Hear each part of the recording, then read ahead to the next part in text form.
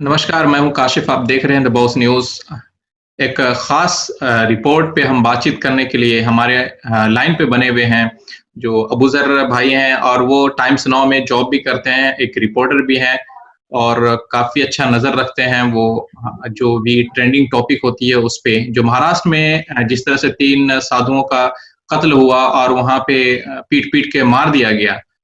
तो जिस तरह से सोशल मीडिया में कई तरह की वीडियोज़ आ रही हैं, उस वीडियोज़ में क्लैरिटी नहीं हो पा रही है कि आखिर कि मामला क्या है और क्योंकि जिस तरह से मीडिया ने पिछले खबर जो दिखाई है, जमात को लेकर के, मुसलमानों को लेकर के फर्जी खबर दिखा रही है, उसमें उससे मीडिया पे जो भरोसा था वो बिल्कुल से उठता जा रहा है। ऐसे में हम उस जो केस हुआ है मुंबई में, उसको लेकर के क्लैरिफ़ाई करने के लिए हमारे साथ मौजूद हैं अबूज़र भाई, जो टाइम्स नाउ के हैं। तो हम उनका स्वागत करते हैं अपने चैनल में और उनसे हम जानते हैं कि आखिर मामला है क्या और कहाँ का मामला है और उसमें प्रशासन क्या काम कर रही है, प्रशासन का क्या रोल है और किस तरह सोशल मीडिया में अफ़वाह फैलाया जा रहा है और किस तरह से हिंदू-मुसलमान का रंग दिया जा रहा है। अबूज़र भाई आपको हमारे शो में आपका स्वागत है। तो आप ये बताएँ कि आखिर मामला है क्या ये? जी, काशिफ़ भाई सबसे पहले आपके तमाम नाज़रीन को और आपको मेरा आदाब। देखिए ये जो मामला पालघर है, महाराष्ट्र में एक ज़िला है, वहाँ का जी। है। जी, जी। और इस मामले को अगर आपको देखना है तो इससे 2 दिन पहले वहाँ एक घटना हुई थी, उससे भी आपको इसको जोड़ना होगा। जी। मामला असल में ये है कि जो पालघर का जो इलाका जिस गाँव में ये घटना हुई है, वो ट्राइबल एरिया है। जी, जी। और ट्राइबल एरिया वैसे भी सेंसिटिव होता है, जो वहाँ का एजुकेशन का रेशियो वो सिर्फ़ 34% है। जी, तो जी। आप इससे अंदाज़ा लगा सकते हैं कि वो कितना पिछड़ा हुआ इलाका है।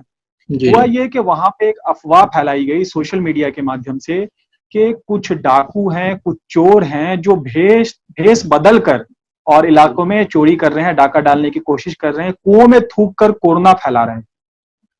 जी, जी। तो मतलब ऐसी एक अफ़वाह आपका फैली। ये कहना हाँ। है कि जो सोशल मीडिया में ये बात आ रही है कि वो लोग थूक करके वो लोग डाकू थे और थूक करके कोरोना फैला रहे हैं और मुस्लिम समाज से ताल्लुक रखते हैं। हाँ, तो हाँ, हाँ, बिल्कुल, इसमें बिल्कुल। कोई सच्चाई नहीं है इसका मतलब ये। नहीं, इसमें इसमें कहीं से कोई सच्चाई नहीं थी। लेकिन इस ये खबर वहाँ लॉकडाउन के दरमियान फैली। उसके बाद से क्या हुआ कि जो गाँव के लोग हैं, उन लोगों ने पूरा वहाँ पे अपना मतलब एक ये कर लिया कि हम लोग खुद पहरा देंगे, हम पुलिस के भरोसे नहीं रहेंगे। जी, जी। क्योंकि ट्राइबल एरियाज़ में पुलिस का लगातार चक्कर लगाना थोड़ा मुश्किल होता है। जी, तो जी। वहाँ पे गाँव वाले पहरा देने लगे। उसी दौरान क्या होता है कि जिस जिस जगह ये घटना हुई है, उससे ठीक 30 किलोमीटर मीटर की दूरी पे जी। 2 दिन पहले 3 पुलिस वाले और 1 स्वास्थ्य कर्मी पे हमला होता है। एक्चुअली पहले पुलिस को फ़ोन करके बुलाया जाता है, उसके बाद उस पे हमला होता है। ठीक है। लेकिन वहाँ फिर कुछ पुलिस वाले आते हैं और इंटरवीन करके उनको किसी तरीके से बचाकर ले जाते हैं। ये ठीक है। मामला वहीं खत्म हो जाता है। जी, जी। लेकिन उस टाइम पे क्या हुआ कि पुलिस ने या प्रशासन ने इस मामले को सीरियसली नहीं लिया, क्योंकि हुँ, हुँ। अफ़वाहों का बाज़ार अभी इस लॉकडाउन के दरमियान बहुत ज़्यादा गर्म है। हुँ, हुँ, हुँ। उसके बाद क्या होता है कि पालघर में ये जो संत थे हमारे जूना अखाड़ा के, ये लोग जा रहे थे एक किसी के अंतिम संस्कार में शामिल होने के लिए जा रहे थे। ये लोग ऑलरेडी 120 किलोमीटर की यात्रा तय कर चुके थे। हुँ, हुँ। उसके बाद इनको वहाँ पकड़ा जाता है, भीड़ घेर लेती है, पुलिस वाले हुँ। आते हैं, बचाने की कोशिश करते हैं। हुँ, मामला हुँ। ये भी आ रहा है कि उसमें एक पुलिस वाले ने एक मौके पर गोली चलाई भी थी, लेकिन इस बात की भी पुष्टि नहीं हुई है कि उसने हवाई हुँ। फायर किया था या नहीं किया था। हुँ, इस हुँ। बात की भी पुष्टि नहीं हो पाई है, ये जाँच का विषय है। हुँ, हुँ। तो लेकिन पुलिस वालों ने कोशिश की बचाने की, लेकिन वो भीड़ के सामने असहाय थे। हुँ, हुँ। ये मामला है अभी जहाँ तक।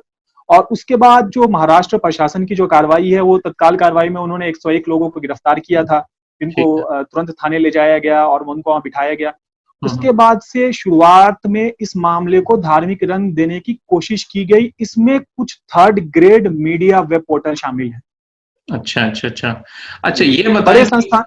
जी, जी, बिल्कुल, ये बताएँ कि जिस तरह से हम भी सोशल मीडिया पे काफ़ी एक्टिव रहते हैं और ख़ास के जो कमेंट बॉक्स होते हैं, उस पे काफ़ी हम नज़र रखते हैं कि किस तरह के कमेंट्स किस वीडियोज़ पे किस तरह के कमेंट्स आ रहे हैं और किस समुदाय के लोग किस तरह के कमेंट कर रहे हैं।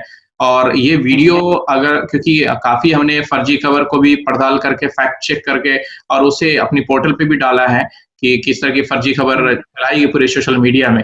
तो उसमें जो हुँ, बात ये निकल के आ रही है कि कुछ लोगों का ये कहना है, वो समुदाय का ये कहना है कि ये जो पुलिस वाले बता रहे हैं इनका नाम, जिन लोगों ने पीटा इनको, इन साधु को पीट-पीट कर हुँ, जो मारा है, ये लोग हुँ, पुलिस वाले इन लोगों को सपोर्ट किया और इन लोगों का नाम असल में जो नाम बता रहे हैं वो नाम नहीं है, असल में इन लोगों का नाम मुस्लिम नाम है।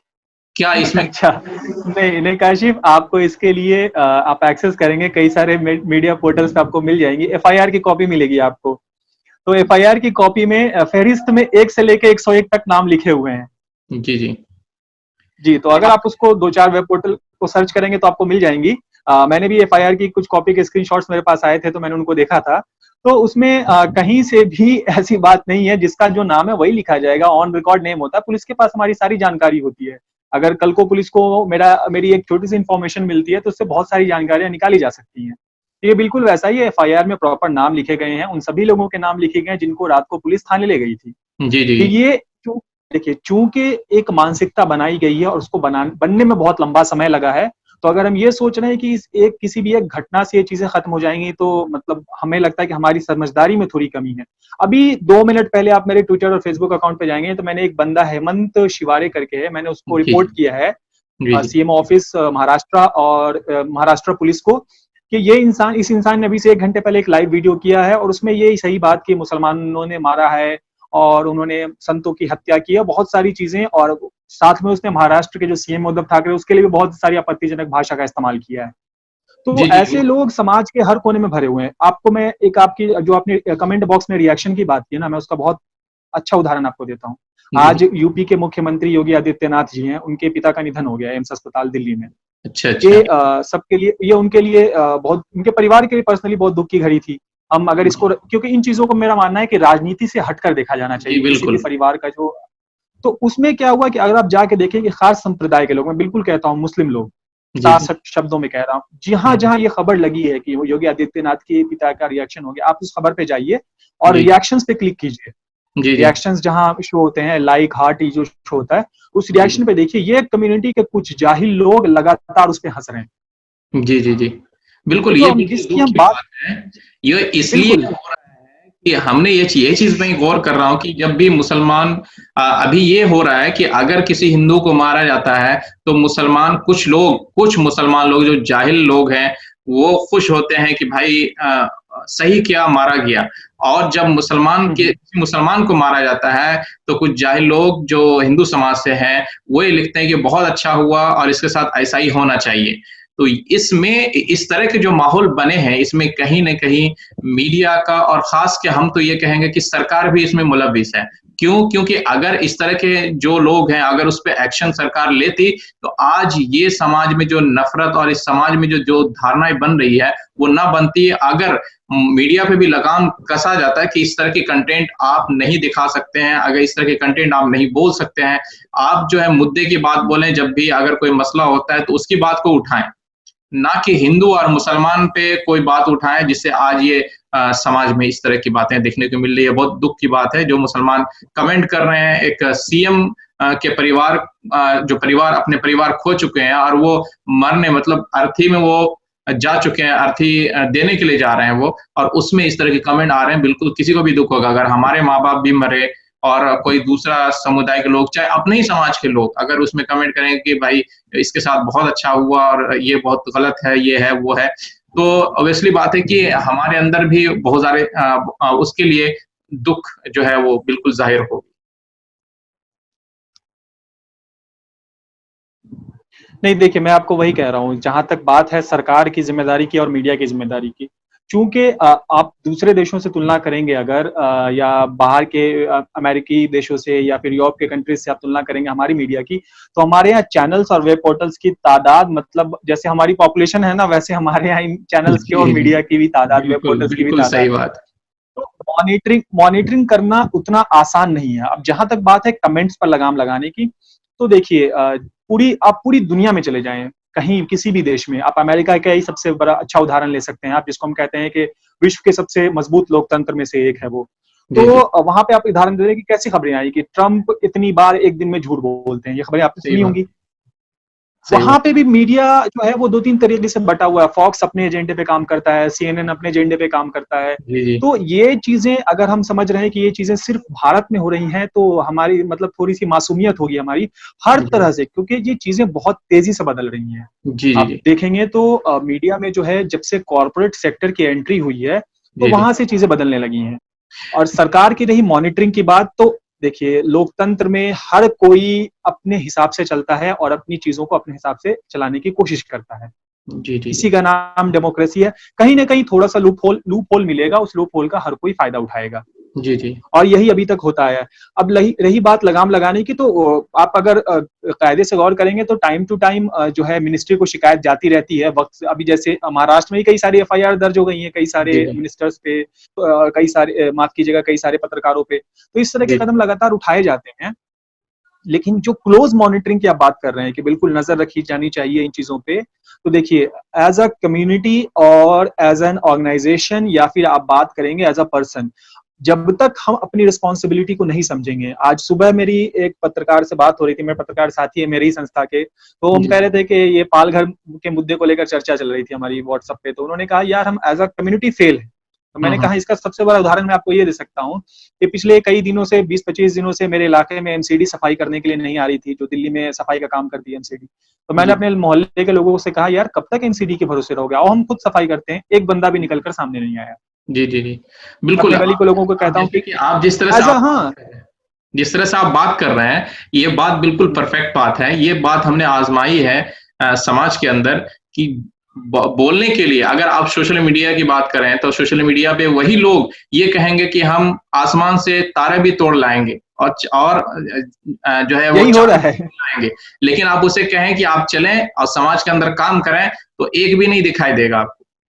बिल्कुल, यही यही मतलब अगर आप ज़मीन पे बात करेंगे, और पालघर के मामले में भी यही हो रहा है। लगातार उसको, और आप वैसे लोगों की, जो लोग इस तरह का कमेंट कर रहे हैं ना, एक तो सबसे पहली चीज़ ये है कि आधी जो सोशल मीडिया आईडी होती है वो फर्ज़ी होती है। अभी मुझे किसी ने फ़ॉलो किया ट्विटर पे, उस ट्विटर आईडी का नाम है मोदी। जी, जी।